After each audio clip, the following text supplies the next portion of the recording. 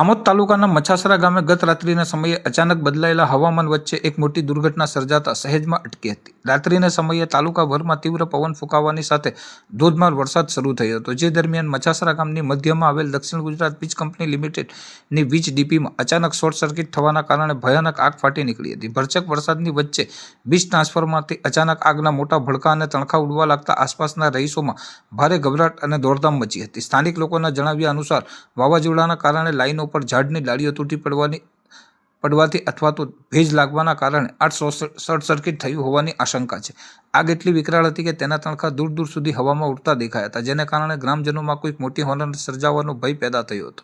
આ અકસ્માતને પગલે સમગ્ર મછાસરા ગામમાં તુરત જ વીજ પુરવઠો સંપૂર્ણપણે ખોરવાઈ ગયો હતો અને આખું ગામ ઘનઘોર અંધારપટમાં ડૂબી ગયું હતું। વીજળી ગુલ થઈ જવાની સાથે જ ડીપીમાં થયેલ હાઈ વોલ્ટેજ શોર્ટ સર્કિટના આંચકાઓને કારણે ગામના અસંખ્ય ઘરોમાં ચાલુ રહેલ કિંમતી ઇલેક્ટ્રોનિક ઉપકરણો જેવા કે ટીવી, ફ્રીજ, પંખા અને એર કન્ડિશનર બળીને ખાખ થઈ ગયા હોવાની વ્યાપક ચર્ચા ગ્રામજનોમાં જાગી છે। જોકે આ આર્થિક નુકસાનની અંગે વીજ કંપની કે તંત્ર દ્વારા હજી કોઈ સત્તાવાર પુષ્ટિ કે સર્વે કરવામાં આવ્યો નથી। મોડી રાત્રે બનેલ આ ઘટનાને પગલે ગ્રામજનોએ ભારે મુશ્કેલીઓનો સામનો કરવો પડ્યો હતો અને ન્યૂઝ લખાઈ રહ્યા છે ત્યાં સુધી ગામમાં અંધારપટની સ્થિતિ યથાવત રહી હતી।